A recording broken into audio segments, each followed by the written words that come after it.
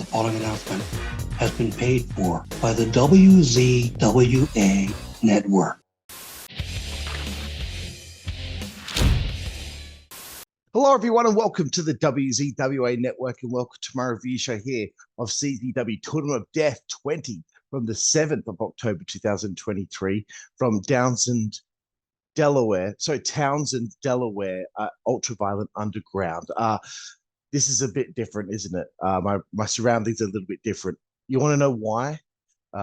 Because I'm in Fiji at the moment. I'm on holiday, but I had to do this review for Tournament of Death 20 because, you know, I did Tournament of Death 19 and I had a great time watching that show. So this is a big one. This is the 20th anniversary for TOD for CZW. So I know it's a week late. I apologize, but I've been eating a lot of food and drinking a lot of cold fucking beer. Okay, so we get straight into it. As my video is immediately with the ring announcer, there was no intro video for me. I don't know if that was different for others, but anyway, we're here for TOD 20. Would have been cool if there was like an opening package showing highlights from the previous 20 years, or, you know, maybe when they went to the parts between the matches where they're cleaning up the ring, maybe they show highlights from number 1, number 2, number 3, number 4, etc. But that's okay. Look, it's fine. That's just nitpicking. Anywho, first round death match here. Bobby Beverly taking on Eric Dillinger. So as we know, Beverly won TOD 19, mate. Dillinger opened up with a few wild dives to the outside to get him over with the CZW audience early against this defending champion, Bobby Beverly. I've seen Eric Dillinger a few times in XPW, and he's been very, very impressive, and I see him as a star in deathmatch for the future. Lots of tubes out of the gate, as per expected, as per usual. I was hoping, though, TOD 20 would feature a heap of past TOD winners for the tournament. Maybe Necro, maybe Matt Tremont, maybe someone who's been out of the game for a while, like the Toby Klein, but perhaps that's just impossible at this stage. Maybe CZW aren't able to fork out that money, that cheddar. But one thing that was hilarious early on, there was a "This is Wrestling" chant when not much wrestling had taken place. Bobby took control, and I clearly expected him to advance in this. I did like Dillinger's tube-assisted leg drop to Bobby, who was hung on the ropes near the ring apron. Glorious stuff. I think Dillinger is on the cusp of becoming you know, a big name in deathmatch. I think within 2 years, he wins this tournament.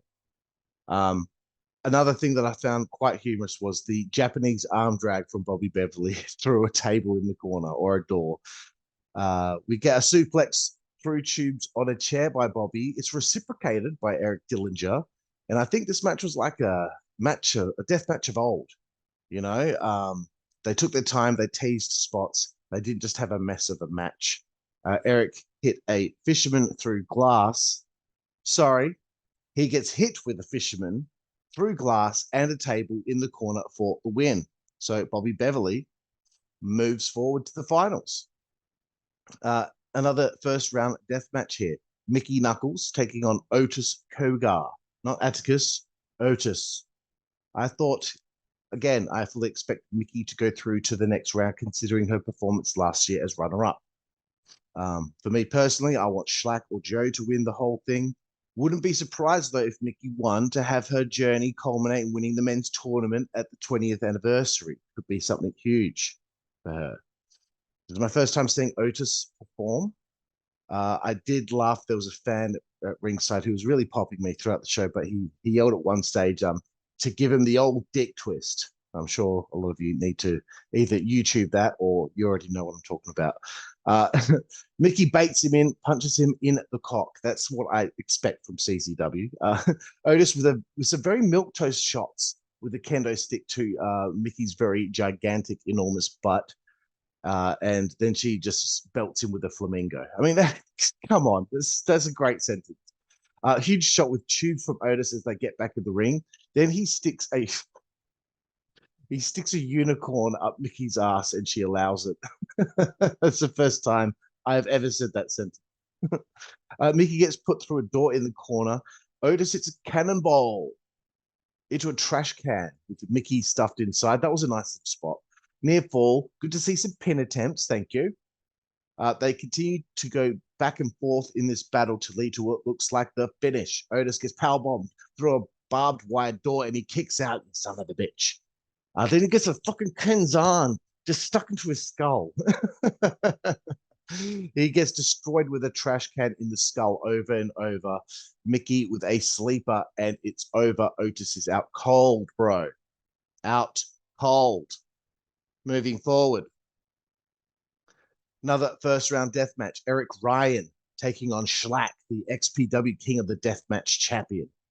This match was known as a brain damage CTE match. I don't really see the difference in this match and the other matches that took place. not criticizing, just saying. I was at this point, I was like, you know what, SHLAK should probably win this. He should probably win this whole tournament. As some may not be aware, Eric Ryan is actually the number one contender to the XPW King of the Deathmatch Championship. So I look forward to seeing that in future because these two worked quite well together.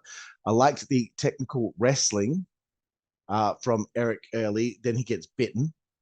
Terracotta pots get introduced and broken in the middle of the ring, and then SHLAK hits a side headlock takeover on Eric through them. That was great. Eric getting stabbed in the head. Exploded by SHLAK onto Terracotta. SHLAK gets put through the pane of glass in the corner. You know what? Check out my exclusive interview with SHLAK on the Insider's Edge podcast on this channel. He is a hell of a guy. I'll tell you what.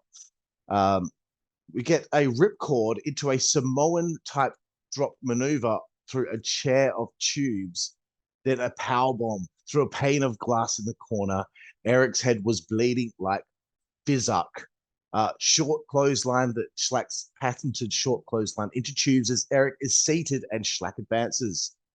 To be expected. Final first round death match. Big F and Joe taking on Judge Joe Dred with Stephen Jury at ringside. Check out my exclusive interview with Big F and Joe on the Insider's Edge podcast on this channel.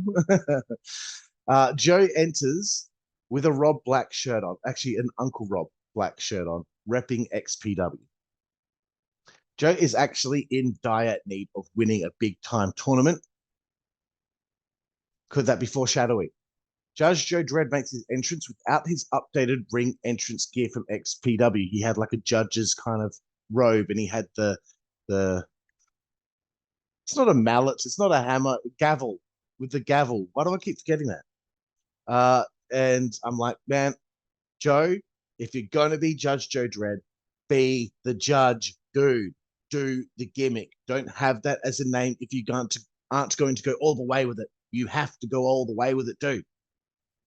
Because I look at you, you're a guy in tights and a t-shirt, and you're called Judge Joe Dred.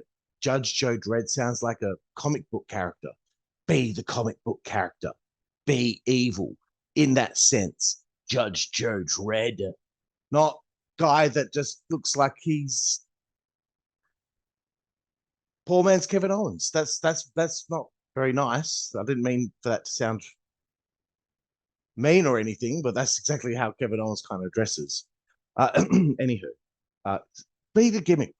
Big F and Joe tearing a hole in Joe Dred prior to the match on the microphone that he paid to be in the tournament. Ouch. Joe hits a nice cannonball on Dred through a table with tubes on it. There's just something for me with Joe Dred that hasn't been legitimized yet. Like, I still don't see him as a threat. You know what I mean? He needs to do something big at some stage, something big to make me go, whoa, okay, that's what I'm looking for from him. He has potential. He has potential. They brawl outside the ring. Joe Dred gets a DDT on Lawn. That made me laugh because that is so backyard wrestling, something that I did for 18 years of my life. Another great moment, a slingshot into the side of a school bus. So this was the longest match by far. Since they have been on the outside, it's lacked a little bit of direction, though. They're on the outside, brawling through the crowd. But here comes some big, hurtful moments here for Joe Dred. He loses the fans a little bit by not being able to put Big Joe through the table on the outside, putting a table on top of Joe, and then doing a roly-poly onto the door on Big Joe's back, and it didn't break again. Then Big Joe had to put Judge Joe through the table after that. Oh, sorry, door. Then he tucks tubes into Big Joe's shirt underneath his shirt. Then he went for a senton, didn't break the tubes. Went for an elbow drop, didn't break the tubes. And I'm like, Jesus Christ, bro. He had this chance to get himself over to this audience. I don't know if Judge Joe Dred has been in front of that CZW fan base before, but I think, unfortunately, he missed the mark here. He needed to rise to the occasion. He needed to be able to nail those things. I know that sometimes it's just the way the cookie crumbles, and he couldn't have imagined that those tubes wouldn't break or that table wouldn't break. But those moments, they hurt. They hurt. We get a Jesus cross of tubes to Dred's head. I thought this has to be over soon. It's been getting a bit long in the tooth. Big Joe put his hand inside some. He put his hands inside some raw chickens, and he's punching Joe and his manager over and over again with the chickens on his hands. I'm very upset with the commentator for CZW because Joe had Joe Dred on the ground with the chicken in one hand, and then he did the "you can't see me" off the ropes, and the commentator called it a 5-knuckle shuffle. And I'm like, bro, you had it right there. The 5-cluckle shuffle. It's a chicken. Oh, damn it. It was right there, bro. Dred hits his manager with a tube by accident. He goes down. So Stephen Jury's gone. Big Joe puts Joe into a body bag. Here comes the spot that we've known for Big F and Joe from XPW. DDT whilst he's in that kind of plastic body bag onto a door of tubes, sticks some tubes in the bag and tacks, chair smacking him over and over again on the back. Dred is Judge Joe dead. Big Joe wins. I thought it took a little bit long for that to be called off, but that's okay. But he hit him so many times. Anywho, let's get to the finals here of Tournament of Death 20. It's not a very long tournament, 4 first-round matches, and then a fatal 4-way for the finals. I guess they didn't want to do the semi-finals and then a one-on-one final.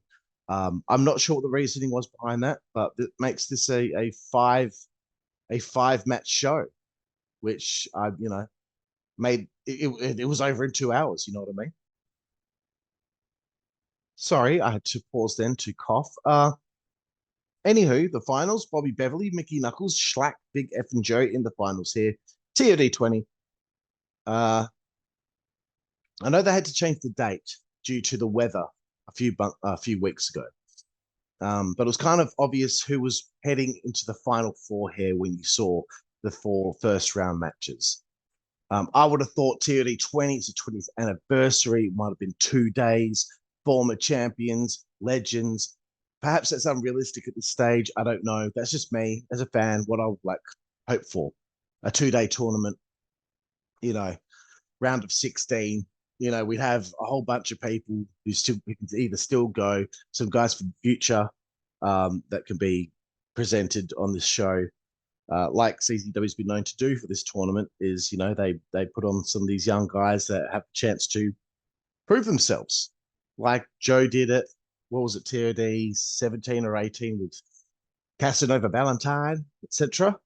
And then eventually they come back and they win the damn thing. So anywho, and it would have been cool if it also coincided with the release of the documentary on Tournament of Death. But I'm guessing no one's been able to get that going or get that sorted yet. I would love to put my hand up to make it, but I am very, very busy. So the match begins here, a double clothesline. We get a SHLAK suplex on Bobby onto an array of wire and tubes very early on in the proceedings. I thought to myself, I don't see Big Joe winning this, as his match in the first round went longest, but I really thought one of the other 3 could. As last year, it came down to Bobby and Mickie, so I thought it was possible that she could win. But after GCW did that this year with Rina Yamashita, that Tournament of Survival, which was such bullshit, it might look like they're copying by having, a female professional wrestler win the tournament. Not being a whinge. I know this is deathmatch, but do they ever get sick of the light tubes? it gets a little boring sometimes. It just loses its effect after the 400th time. There's got to be other things, you know? It's okay. I know I'm just being negative for negative's sake. It's becoming a bit of a cluster at some stage here when they're all on the outside. But Bobby does go through a sheet of glass. SHLAK showers Bobby with dozens of tubes. Nice little spot. Then this is where it started to kick off into high gear. I didn't expect this. I didn't know this was happening. There's exploding barbed wire, and Bobby and SHLAK kind of hit that barbed wire. Boom, big explosion. Then SHLAK picks up Bobby, and they just kind of tumble off the side of the ring through a pane of glass, and they're out. They're done. They're out of the match. They're gone. Then there's dual exploding baseball bats from Mickie and Big F and Joe. This match just got infinitely better, honestly. I did laugh at the referee. I think his name's Theo, counting with his foot for the 3 count. And they kicked out at 2 at some stage here, but he counted with his foot because he's like, I'm not getting down into that glass. Well done, bro. That was funny. Mickie goes into more exploding barbed wire. Then she gets laid out by Big F and Joe, and I'm eating my words here. Big F and Joe wins Tournament of Death 20. Wow, really cool. He gets on the microphone afterward. He talks about what it all means to him. He also says the C word several times. Out comes DJ Hyde. He presents Big F and Joe with the trophy. There's a short standoff with him and DJ for a laugh. I really, in the back of my heart, in the back of my mind, I was like, please tell me Rob, Black, and Cat Martini are about to walk out and make a big deal out of this whole situation and start some sort of feud with CZW. Sorry, I had to pause then because housekeeping knocked on the door of my room. So anyway, as I was saying, I was really hopeful that on this stage, on this platform, Rob Black and Cat Martini showed up in the crowd, maybe with some XPW types to kick off some sort of CZW versus XPW angle. Maybe Big Joe lays out DJ Hyde with the trophy or something. I don't know. I'm always just hoping for some sort of epic moment to take place because I think something like that would be interesting. CZW versus XPW. But that's just me, you know, that's just me fantasy booking. But anyway, really chuffed to see Big F and Joe win TOD 20. I think the last half of that match really saved it for me. But as many people may know out there, I've never really been big on multi-person matches because I find them a bit of a cluster sometimes, and they happen so often these days that it's not as special, but it doesn't matter. TOD 20 was fantastic.